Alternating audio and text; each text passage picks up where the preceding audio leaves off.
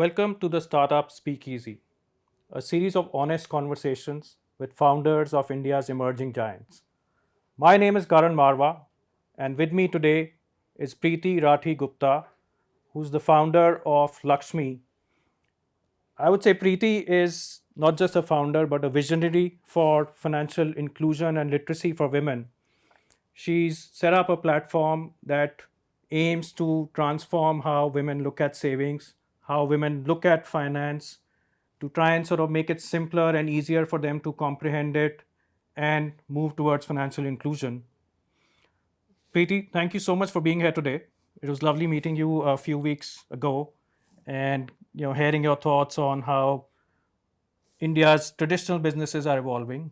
We are here today for a very different reason, to know more about you, your journey, and of course, what Lakshmi is doing or what you're doing with Lakshmi. So maybe we can start with just talking about you and how did you come about setting up Lakshmi? What's been your journey? I know you started out early. I think you did your first portfolio when you were all of 16. Yeah, Is that correct? absolutely. And from there onwards to starting up again, and moving forward with something I know you're very passionate about, which is financial inclusion for women. Right. Let's maybe start chatting with about that and hearing your perspective on maybe what's helped you get here. What have been some of your experiences in terms of role models? Who have you looked up to? Over to you, Preeti.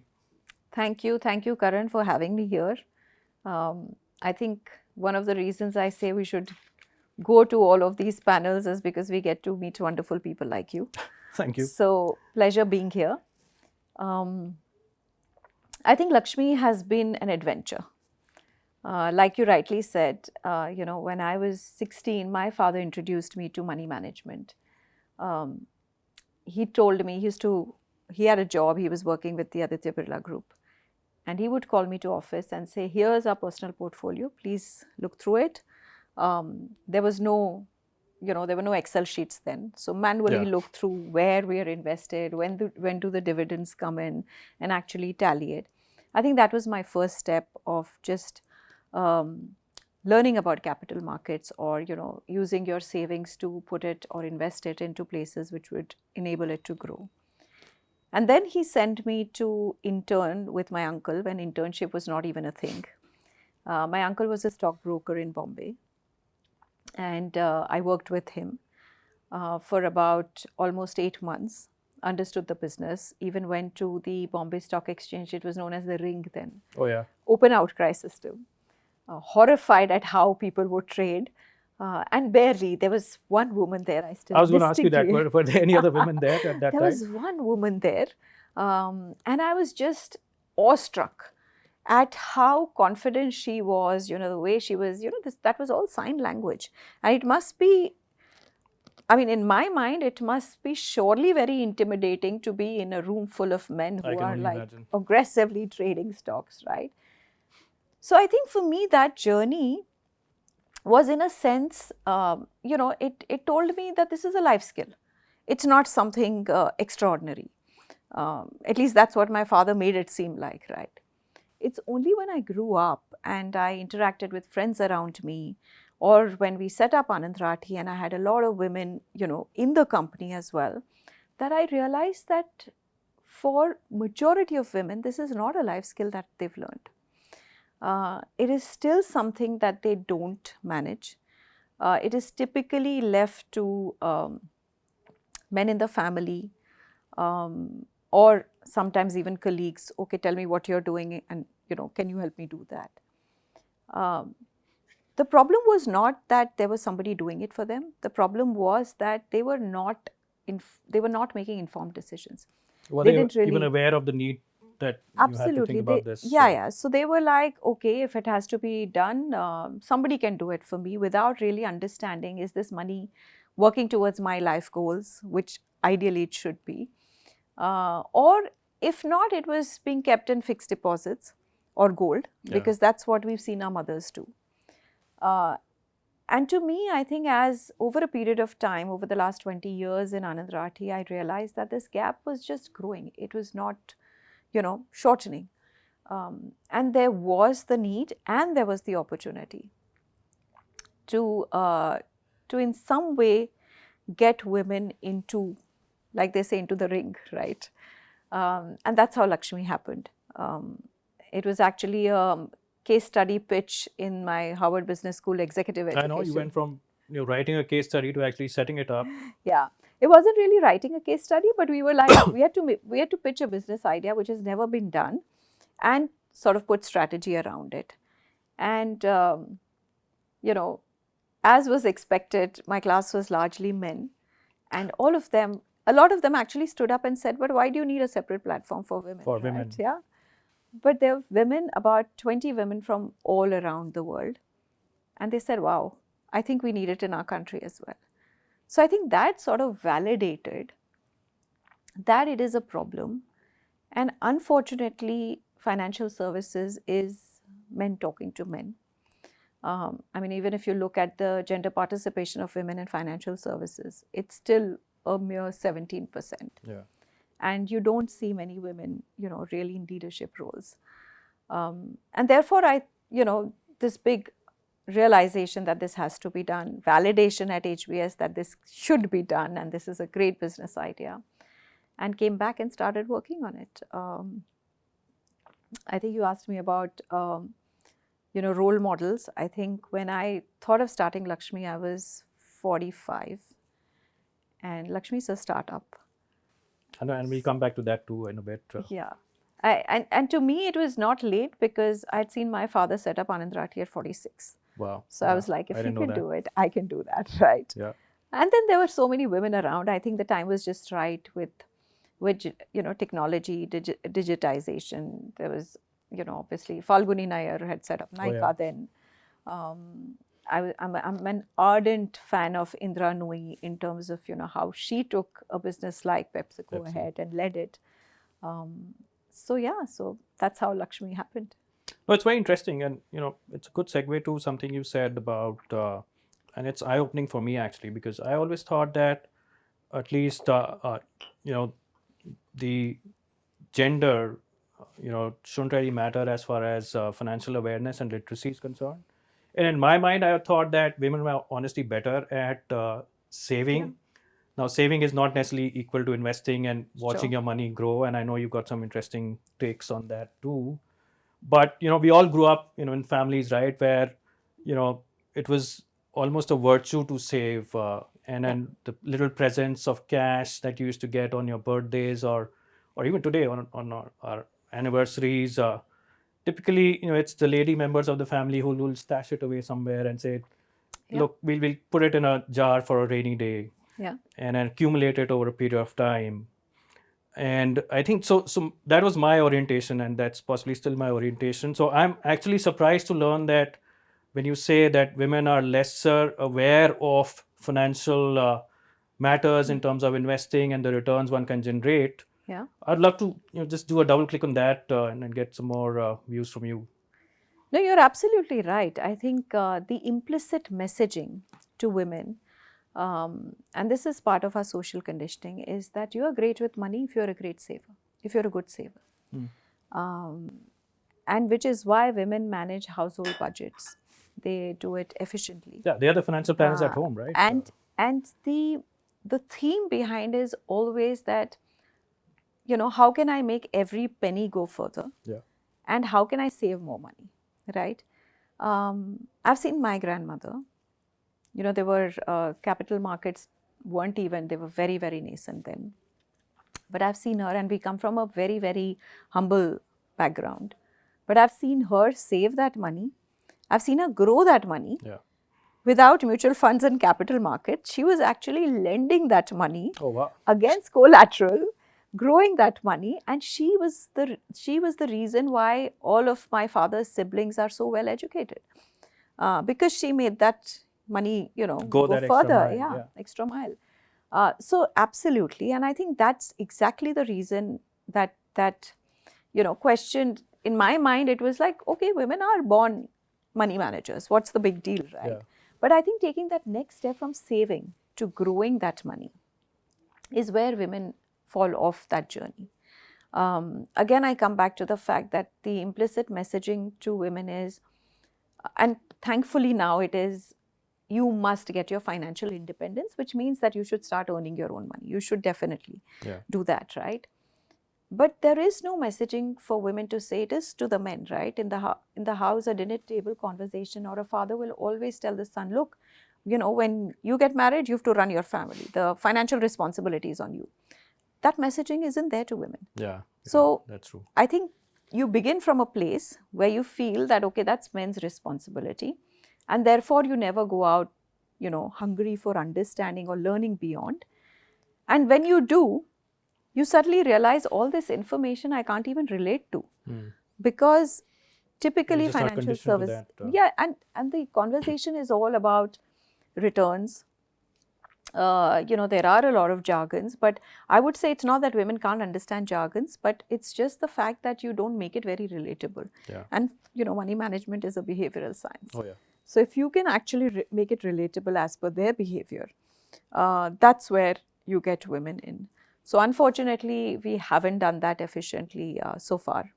But I think increasingly with digital platforms, you will see a lot of digital platforms do have about 8 to 10% women on them. I'm not sure whether it's women themselves investing or it's men investing on behalf of women, which is also the case. But yeah, I think that's where I think the idea is to really take women from savings to smart savings, and then to saying, okay, investing, and that's an extension of their How do you do that, right? Because that's habit, and again, the overarching habit here is to be risk averse, to keep money within the perimeters of what you can see and control. And a lot of instances, it's the cupboard or the family safe, and to make them part with that or change that habit to say, look, that does not make sense for a lot of reasons. Your money is going to grow if you invest it sensibly. So, and I know you've spoken of this in the past too. The linkages between risk and this aversion to sort of part with your money. How do you what has been your experience in terms of changing the habit? So I love this question because I always say that we are actually not changing their habit. A lot of people ask me that when I set up LXME. Are you changing the behavior of women? And I always say, no, we are not changing this behavior. We are actually extending their behavior and making sure that this behavior we connect the dot to their aspirations of financial goals. So women are great savers, right? For example, we have the Gullak on our app. It's called Gullak. Yeah, so going from the actual, the Correct. traditional Gullak to the 𝐒𝐭𝐚𝐫𝐿𝐿𝐿𝐿𝐿. We've gone to the 𝐒𝐭𝐚𝐫𝐿𝐿𝐿 and we're telling them, here is a place where you can put your money, where it'll grow even hopefully more than your bank account, savings account, and you have instant access to it. Within 2 minutes, it's in your bank account. That's the first step. And then she says, okay, I understand now, I can do this and I'm getting a better return for my money. She does that, and then I think that's the first step. That's a liquid fund, right? So you've already got her into the mutual fund ecosystem. And then you say, do you know that while you buy gold, you buy physical gold. If you buy a mutual fund, this is you can buy more gold with it 5 years down the line. That's got to be That's a great incentive, right? To understand. So I always say that women are not risk averse. Women are very risk aware. I think it's the literacy, it's the education, it's the awareness and making it relatable. So these are the small steps that they start with, and that's what we enable. And once they've done that, today we have women who want to put their money in quant mutual funds. They want to put it in aggressive portfolios, because I think they've understood that, today an Indian woman is very aspirational. She wants the best for herself, for her children, for her family.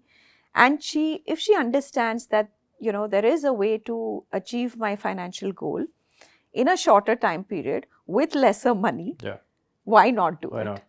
So that's how we go about this whole, sort of extending their existing mindset and saying, okay, these are the new avenues, or this is how you can do this journey. So it's actually not changing their behavior at all. It's It's literally building on their existing behavior. So it's essentially leveraging the awareness and the literacy to make that switch from, leaving it at home versus putting it into a more evolved product.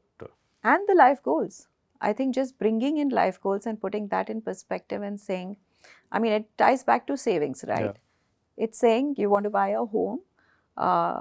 Otherwise, you need to put aside, X amount of money to make the down payment for your home. Yeah. But if you do it like this, you need to put X minus 10, right? Yeah. So you're saving that money. Yeah. So using that, that behavior, and then saying there are better, avenues to And are you picking up any trends there in terms of where these people, these women that you are targeting are coming from, and there could be a urban versus rural sort of slice here. Sure. There could be a age sort of Yeah. age profile.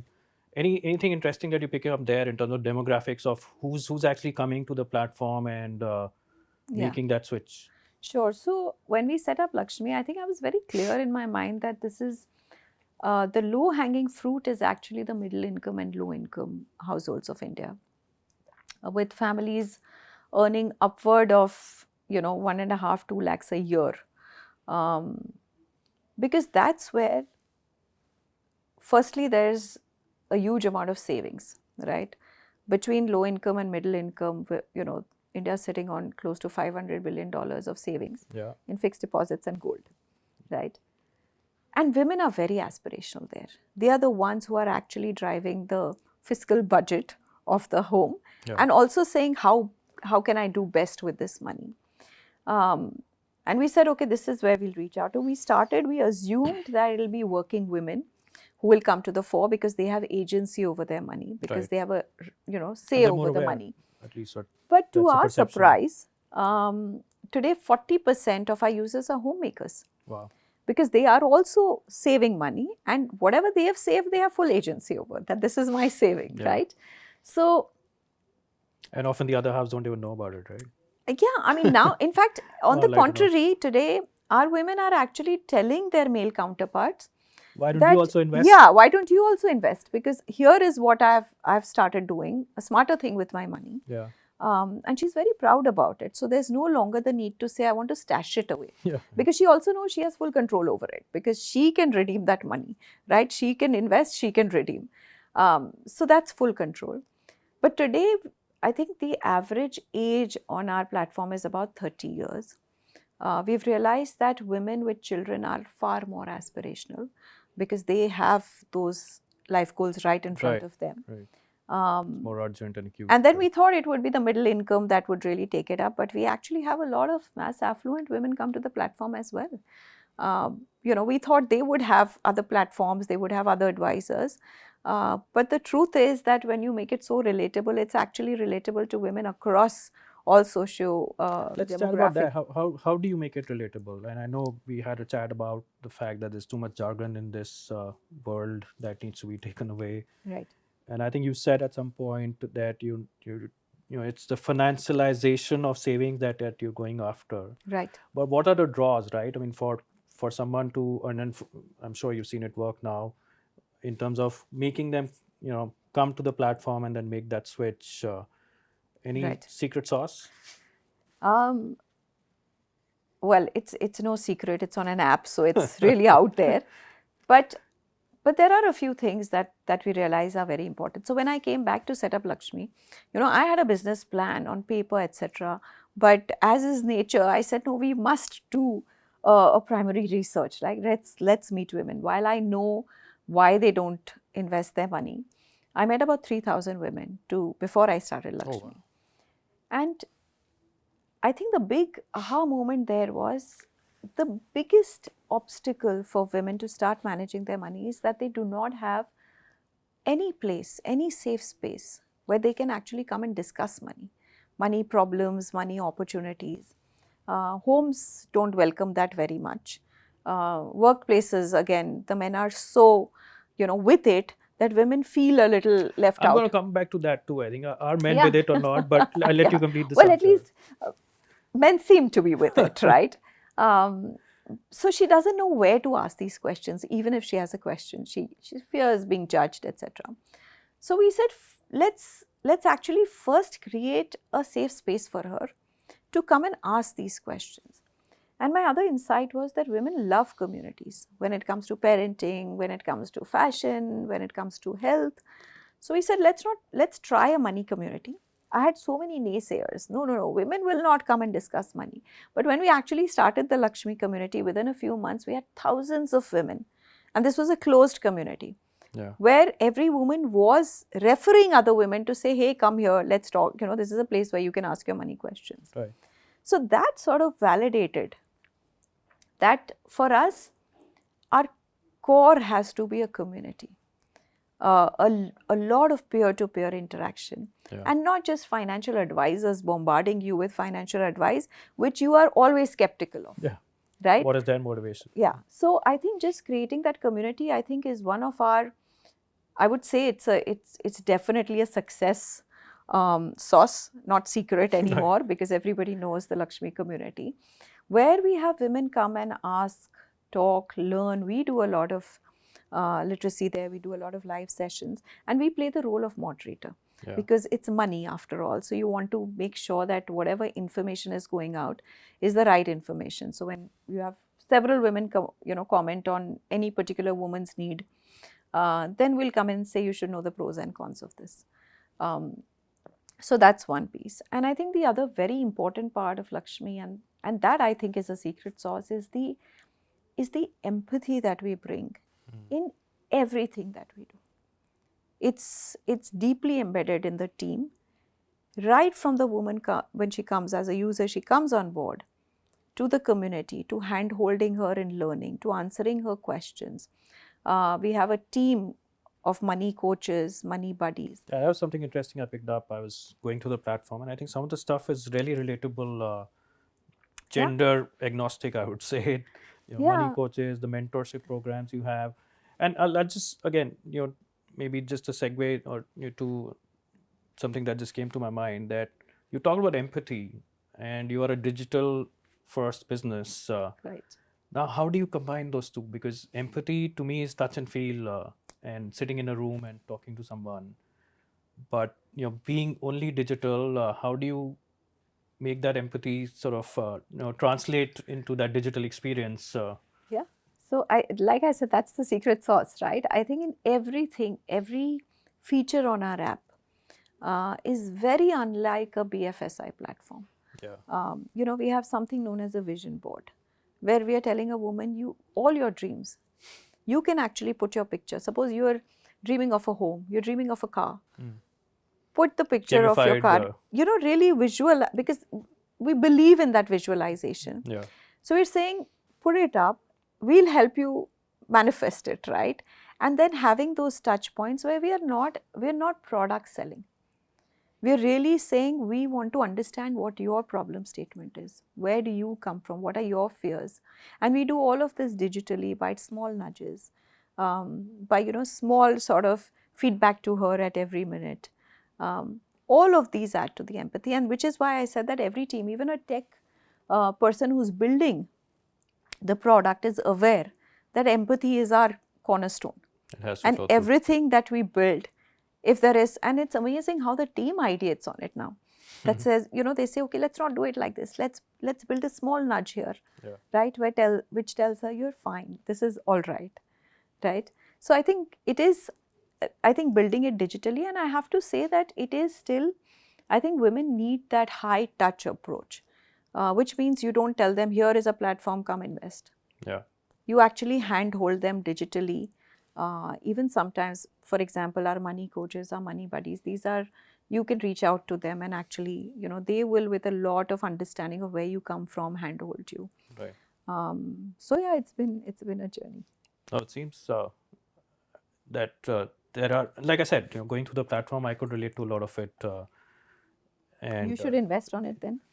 So, which is my next question. So, why only women? And I know we've touched upon it in one dimension earlier, but is there another reason to this? I mean, I know you're passionate about inclusion, but and again goes back to something I mentioned earlier. Are men with it as far as financial planning and Yeah. investments are concerned. I think we like to believe we are, but is that fact what have you seen and experienced? And is there a Lakshmi for men somewhere in the horizon? So I think even today, men can come and invest on the Lakshmi platform, because the Do you have any platform. men who come and invest? in Yeah, that we have I think about 5% of our investors are men. Oh, that's interesting. And most of them are men who've been guided by their women to say this is a platform which can help you. Because the platform just enables, it's just meant to be time efficient, right? And it's got empathy. It of course is, we build keeping women in mind, because our learning has been, and this is learning from the decades that I ran financial services, gender neutral financial Yeah. services firm, is that when you make it gender neutral, you invariably exclude women, right? But when you run which is just for women, chances are men will come in, but our focus is to get women in, and there are many reasons for that, right? Because I think I truly believe that if we have to reach like a 4 trillion mutual fund industry, it will be driven by women, because the financialization has yet not gone beyond the urban areas, right? Yeah. But with the penetration of, the smartphones, democratization of investment, today go to the rural areas. Who's running the household? Who's saving the money? It's the woman, Yeah. right? And she will be the first one to adopt it, because she wants to do the smart thing with her money. I mean, I'm not saying with due respect that men don't want to, but typically that's where women are money managers. And that's more than half our population now. Oh, At yes. this time, there are more women than men in Than our men. country. And it's an entire target segment that's just been overlooked. Yeah. So, that opportunity is hard to sort of not focus on. I mean, even within low income and, middle income India, we are looking at 500 million women. Yeah. Yeah. That's a large number. That's a large addressable population. And 120 million women now on the UPI ecosystem. So they're making digital payments, but less than 1 million women actually invest their money. Yeah. So, Still a long way to go. Long Yeah. way to go, but also the digital adoption is very fast. Yeah. And therefore, I think we want to just use this opportunity, the railroads that the government has built for us, will definitely enable, far like deep penetration of financial products and platforms like ours. I'm sure it will. But let's make it a little more personal. I think you've done so many different things. From what you've done and achieved at Anand Rathi to, I know you have a film production house too. A small one, yeah. What is that about? Let's chat about that. Is that a passion or? Well, I'm a Marwadi. Nothing is just a passion. That's an honest fact there. Well, no, we've been taught right from childhood, right? We're not like, hobbies are where you don't spend too much Which is money, the other right? thing. I'm sorry to sort of interject, but this whole, the concept of financial literacy and being aware of it, the value of money from an early age. Right. I think that is something that I think possibly needs to be inculcated, far more, even in our children and younger adults. I think it needs to be part of school syllabus. Yeah. For 2 reasons. One, I think it's a life skill. We learn compound interest, but we never understand how to apply it. How the concept of compounding of money is what we learn much later in life. By that time, we've already lost a large part of our compounding long years. runway. Yeah. So I think that. And second, I do believe that if it is part of school curriculum, it automatically makes it gender neutral. Yeah. Just like you learn maths, English, science, you're not saying money management is just for Only boys, for you. right? When girls learn it also at a young age, they know, okay, it's something that I need to learn, right? Yeah. So I think it definitely needs to be. Everywhere I go now, I say there needs to be policy making to say, how do you put this as school curriculum? For sure. But coming back to the film production business. Yeah, so I think, I get my finance DNA from my dad. And my mother was a very, very creative person. So I think the right side of the brain is also very active. And then I lost her about 14 years back. Sorry to hear that. And, she would tell me all those years that you are just doing, finance and money and There's more to life. you're so creative, you should do something. And I think it was only after she passed away I realized that there is something that I can do. I've always loved storytelling. In fact, as part of the wealth management, we'd actually done an exercise of setting up a film fund, Okay. only to realize that for a very conservative and well-structured wealth management outfit like ours, it didn't work, right? And thankfully, because at that time I realized there were quite a few film funds that just tanked. Yeah. Uh, Possibly ahead of its time, I guess. Yeah, no, and because and the biggest roadblock there is distribution. Yeah. We don't have enough distribution, so therefore it's not something that you can put in a box, right? Because it's not in your control. But I realized during that time that there is a huge opportunity there to make content which has a longer shelf life. My children will also want to watch. At that time, they were not really watching Bollywood content. And that's what sort of prompted me. This beautiful story came to me and I said, I love it. And then I went to my family and I said, I want to make films. And you can imagine the reaction. Were they happy? I'm sure they were. I think they almost fainted. They were like, what? Are you sure? And then I said, yes, I do want to do it. And that was one big aha moment for me. Because it was a thought in my mind, but I had never planned for it financially. Yeah. And I realized that this needed I didn't want to make a Shah Rukh Khan or Amitabh Bachchan star. I wanted to make films which were, very content based and light movies, and they weren't like heavy on budgets, more for the OTT platforms. And that's when I actually put aside, planned for it. It took me about a year and a half to put aside a small corpus to do my first film. Did it hands-on. And it was great that I came from a financial background, because the biggest fear that my family had was there is no budget control in these things, people. That's a perception usually. Correct. But I think the space has become very professional now. Yes. And I remember I got an auditor on board who would give us a daily expense sheet. And I remember the film fraternity telling me, it doesn't run like that. No, I said, why not? And so we would know every day whether we were 100 rupees above or, 1,000 rupees lesser. And it just allowed us to, stay in control. Yeah. And the movie was made almost 10% lesser than the amount we had budgeted for.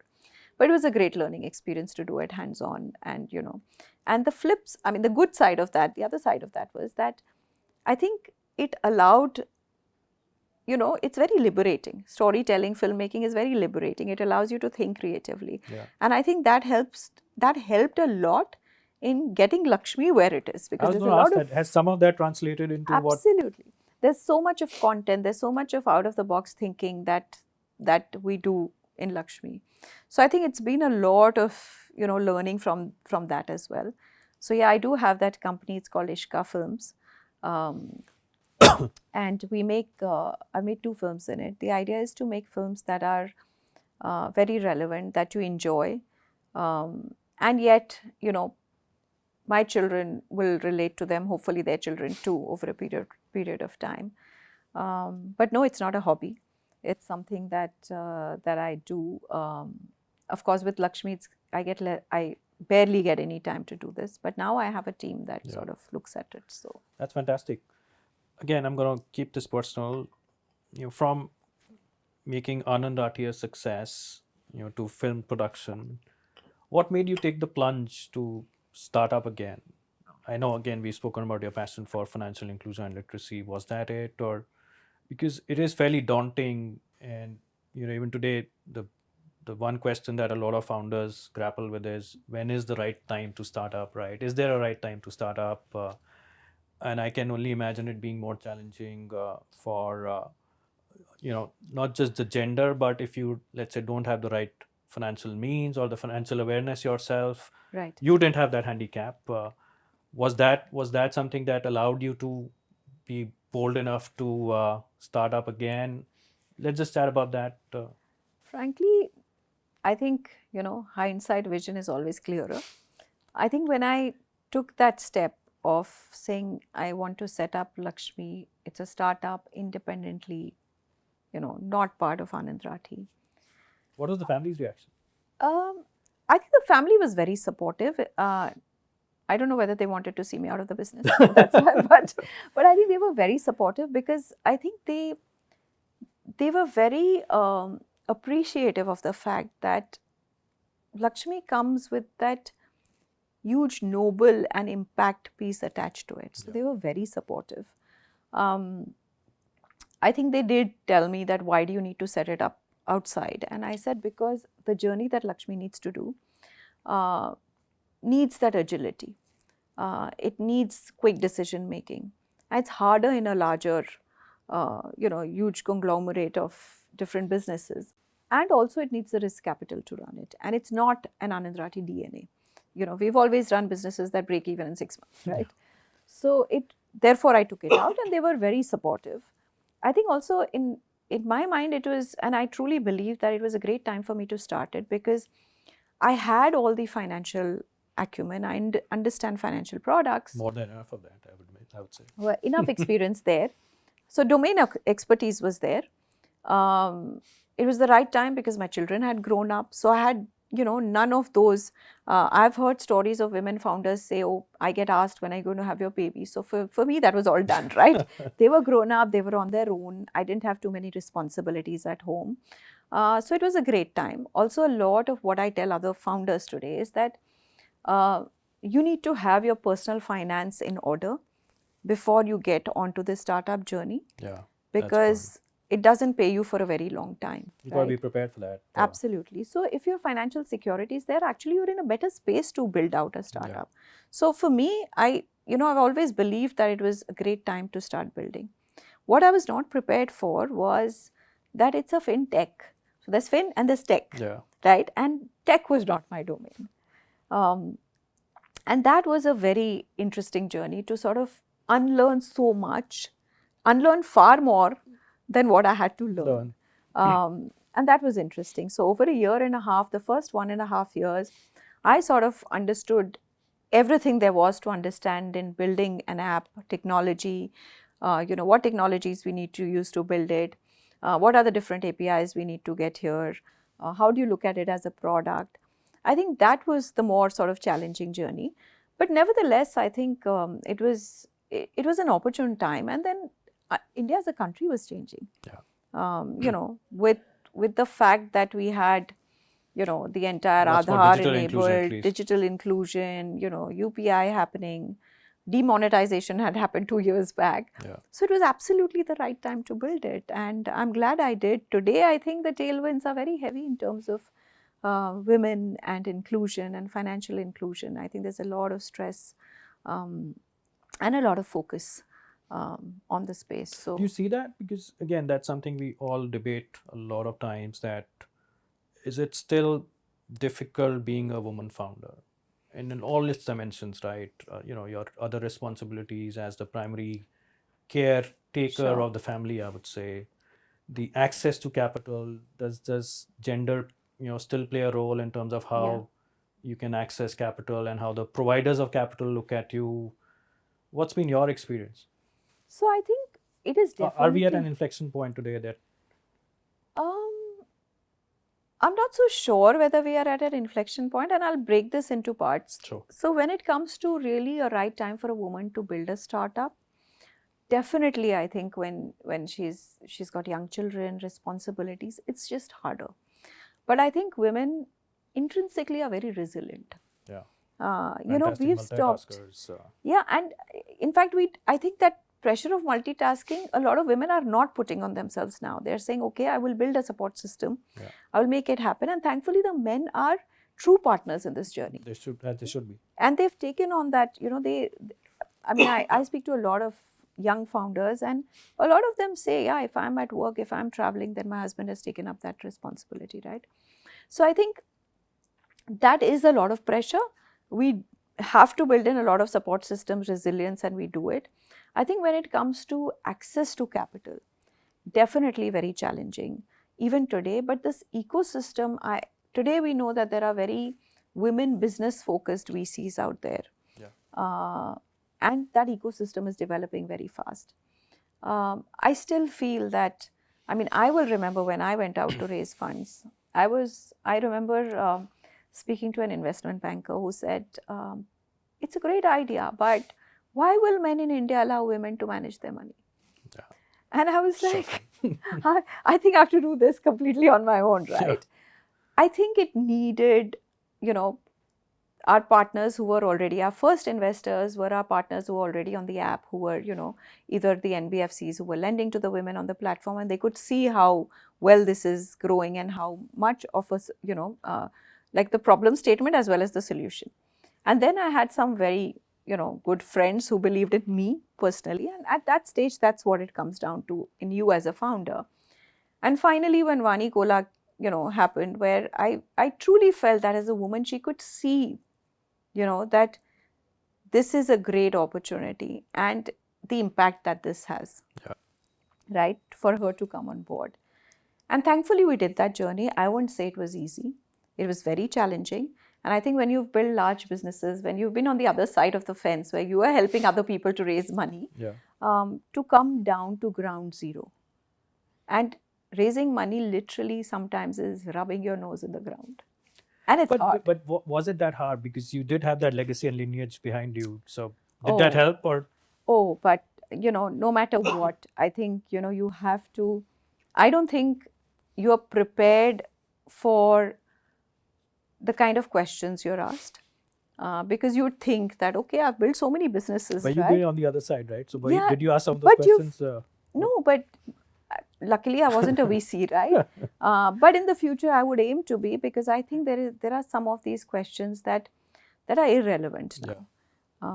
I think gender in terms of building businesses is slowly becoming irrelevant, and it's not yet inflection point, but I think over the next 5-10 years, you'll see a lot of women founders. There was a lot of pressure on me to get a male co-founder. Yeah. To get somebody who's a tech male co-founder. And that was from what lens? That was essentially VC pressure. I mean, people who were advising me said, oh, you know, that's the checklist. These 4 things you need to have. Yeah, absolutely. Oh, wow. And it really needed a lot of gumption to say, no, I know what I'm building, and I had a great co-founder, and we know exactly where we are doing, what we are building, right? And there is no place for a third person here. So we are not doing just to it. fill a slot on a checklist. Absolutely. So it was an arduous journey, but, you know, I think we've sort of now come to a place where we've got that confidence. By VCs, by people. And I think once we raised our first round, we had so many people reach out, oh, have you closed the round? We said, yes, we have. That always happens, right? Always happens. But I think you have to go through that grind. For the next one. Yeah. So this was something I was not prepared for, which I think every founder should know. I think it is a grind, and you have to. It is. You know, there are more no's than yes. Yeah. And you have to understand every no is something that you take back and you reflect on and you say, okay, you know, there's a learning in there. Yeah, but it has to be beyond just, I'm just trying to still get to the passion that makes you do this, right? Because you have it all. You don't need to prove yourself again. Yeah. You've done that enough times. It's not, I would say, you know, the financial incentives are not what you're looking for here, I would imagine, from an outside-in perspective. So what's the larger purpose here? What's the passion that made you do it? Because it is a slog, right? To go back and start scrounging for you know, people, for money, having these uncomfortable questions thrown at you. Yeah. What are some of the, you think, you know, personal attributes that have made you sort of be successful? Well, I won't say I'm successful yet, not in this space. This is a journey I'm doing, but I hate to break the sort of stereotype and say that it's not the financial incentive. Of course it is. I'm building a company. I know, I forget I was talking to a Marwadi, as you said. Yeah, no, I'm building a company which is, which definitely has the potential to become a $1 billion company. And that definitely drives me. You know, sometimes when we are building, when I started LXME, I knew that the impact of it is just as much, right? Yeah. So I think there is the money, and then there is the huge karma points, the impact that you're having on lives of millions of women, right?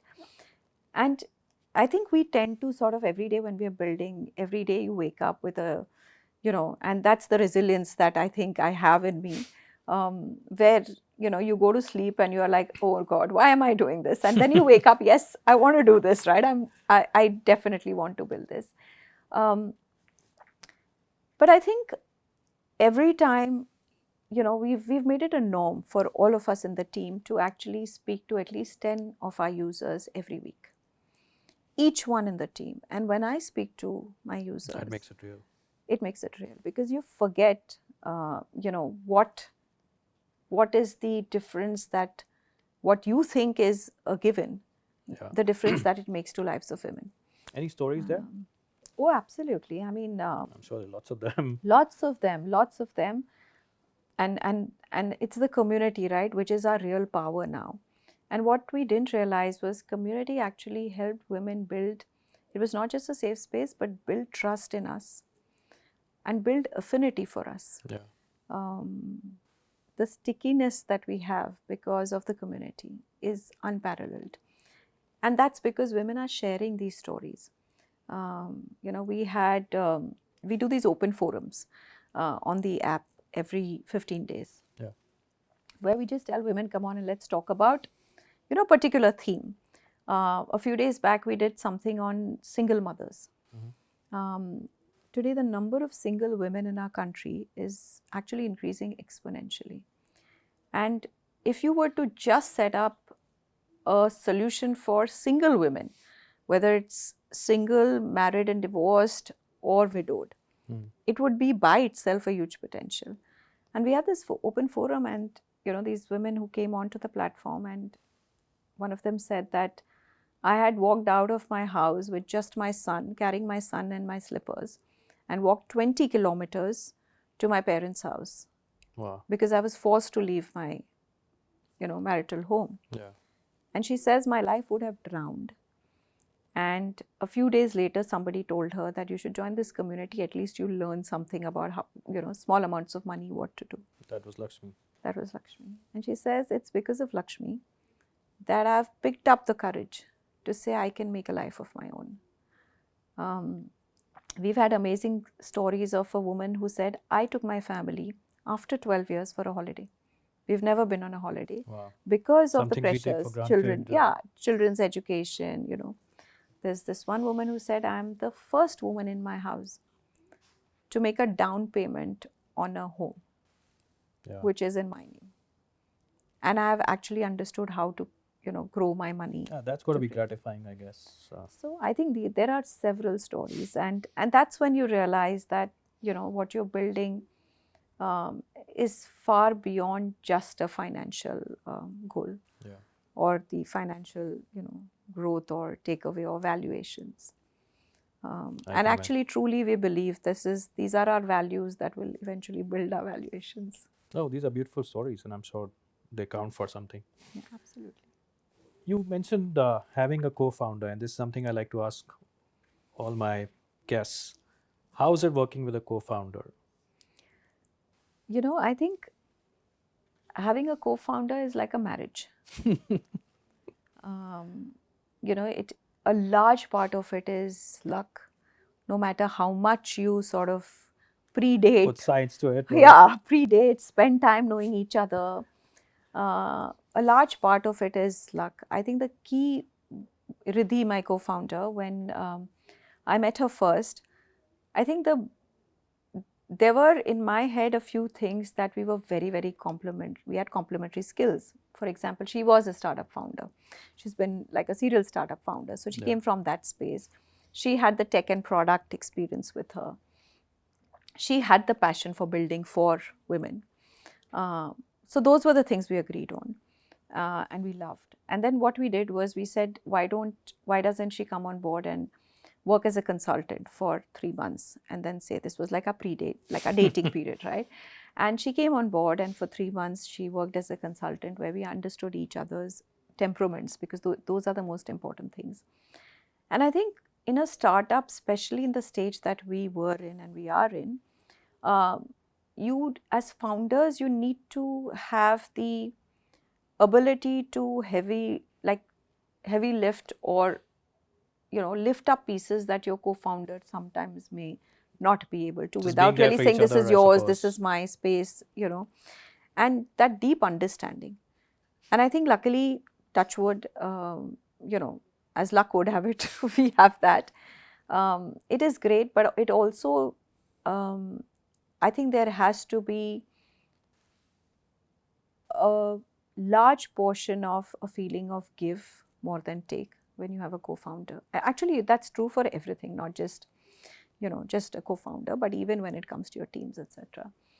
And being really large-hearted, forgiving about, and not sort of being very sensitive about a lot of things. So exactly how a I marriage think it's should be. about acknowledging each other's strengths and the ones that aren't strengths, I suppose, Yeah. and then balancing each other out. Yeah, And I I mean, think that's where it.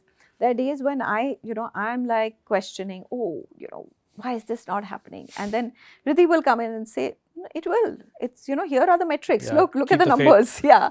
And similarly, vice versa, It's having right? each other's backs. Yeah, I yeah, think always. Yeah. yeah. Let's peek into the future. So, what's next for Lakshmi? Beyond Lakshmi, what's in your mind? Where do you see this going? So I think there are, if you ask me this question, I can spend a day telling you what are the different things that we can do in Lakshmi. I think right now for us, the focus is really, getting as many women onto the platform to start their small savings and investing that. The ability to borrow money, because access to credit for, and I'm not talking of microfinance, right? I'm not talking of the absolutely, below the sort of the marginalized Yeah. women, right? I'm talking of women, even low income, middle income, don't have access to credit. So how do we enable that very effectively? We are at 1 million right now. I think the sky is the limit.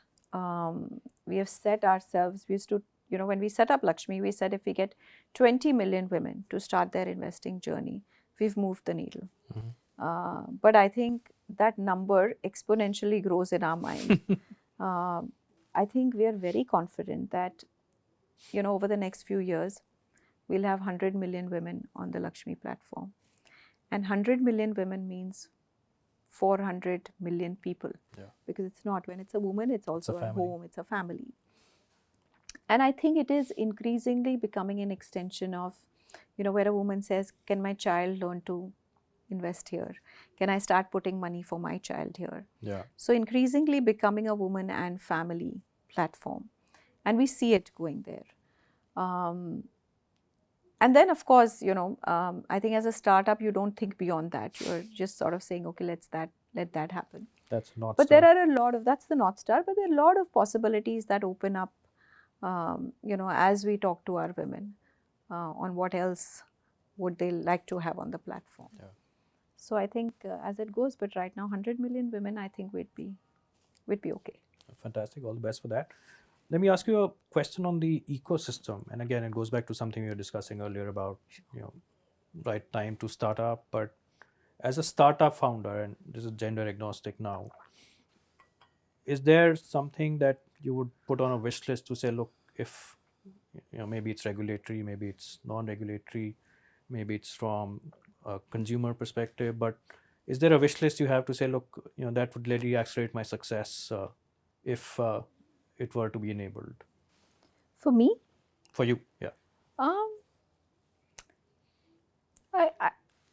I would actually, at this point, I think the only thing that is not in our control is the capital, right?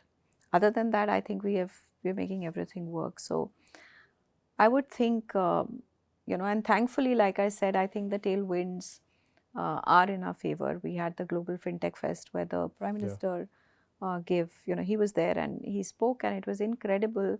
I was thrilled that every second line he said was about women and inclusion and how women are doing a wonderful job with, using digital mechanisms, at least to start with payments and then credit and then investment. So I think there's everything which is right for us as of now. I think it's the capital that but we've also learned, I think one of the things that we feel that we've done is we've built Lakshmi very lean. And we've learned that. We've understood how to sort of, you know, sort of build fast, fail fast, move forward fast. So MVPs of everything. I would say we've done that 0 to 1 journey, so learned a lot. Now it's just sort of speed of building. I mean, look, there are, so much that sort of, whether it's resources, whether it's bandwidth, our own bandwidths, whether it's people, which are always limitations. But I'm sure, those are things that's the first law of management, right? Yeah. That they all exist outside. I think you need to know how to get them. And what would you say or tell anyone who's looking to start up now from your experience and your learnings?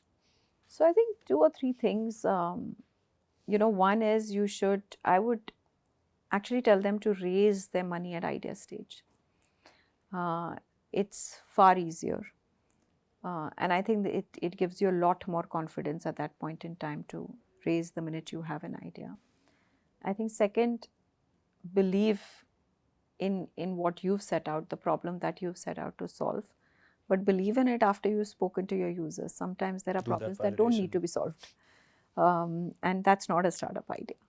So speak to your users, do MVPs, because that's the best way to sort of go out and understand whether it's working or not working. I think women founders, I always say that you're just a founder, you're not a woman founder. Leave that woman founder out, because then you're already putting pressure on yourself and saying, oh, I'm different from the world. No, you're not, right? And like I said, personal finance, if you can make that happen before you get onto this journey, because a lot of people fall off that journey. Yeah, they don't budget, and then eventually start cutting corners. We've heard a lot of horror stories. So the one thing that you want to do is, make sure that you're not depending on this for the next 2-3 years for your personal expenses.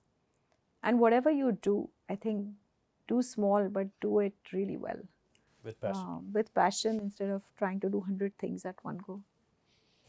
So, fantastic. Thank you so much, Preeti. Pleasure. It's been really interesting hearing your perspectives. And I wish you all the best for LXME and everything else you have going on. Thanks so much for doing this with us. Thank you. It's been a pleasure. Thank you for having me, Karan. It's been a pleasure too.